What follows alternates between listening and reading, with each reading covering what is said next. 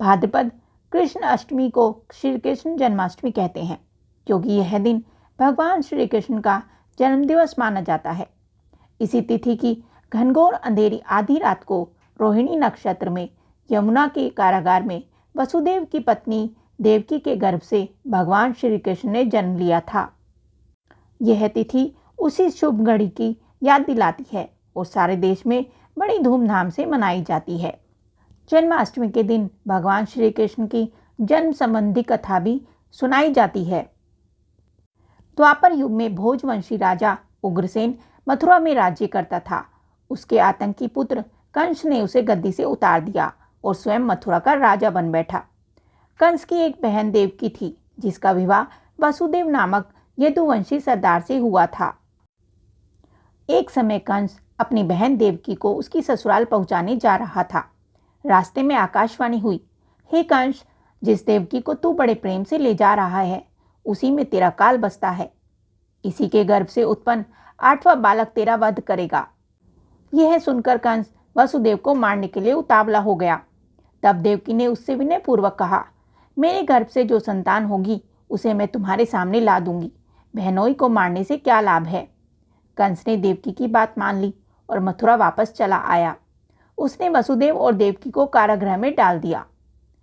वसुदेव देवकी के एक एक करके 7 बच्चे हुए और 7 को जन्म लेते ही कंस ने मार डाला।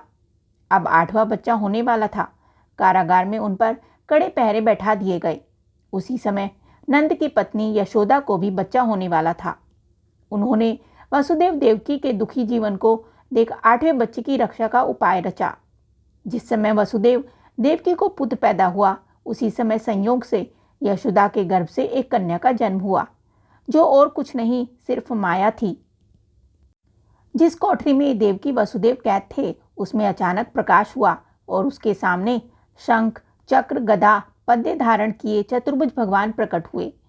दोनों भगवान के चरणों में गिर पड़े। तब भगवान ने उनसे कहा, अब मैं पुनः नवजात शिशु का रूप धारण कर लेता हूँ।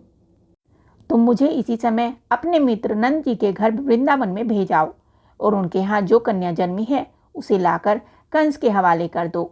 इस समय वातावरण अनुकूल नहीं है, फिर भी तुम चिंता न करो। जागते हुए पहरेदार सो जाएंगे, कारागृह के फाटक अपने आप खुल जाएंगे और उफनती अथाह यमुना तुमको पार जाने का मार्ग दे देगी।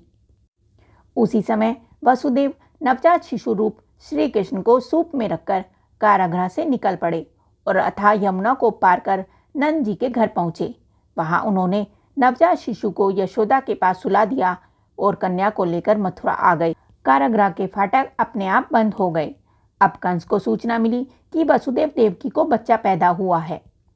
उसने एक बंदीगृह में जाकर देवकी के हाथ से नवजात कन्या को छीनकर पृथ्वी पर पटक देना चाहा, परंतु वह कन्या आकाश में उड़ गई और वहां से कहा, अरे मूर्ख, मुझे मारने से क्या होगा। तुझे मारने वाला तो वृंदावन में जा पहुंचा है।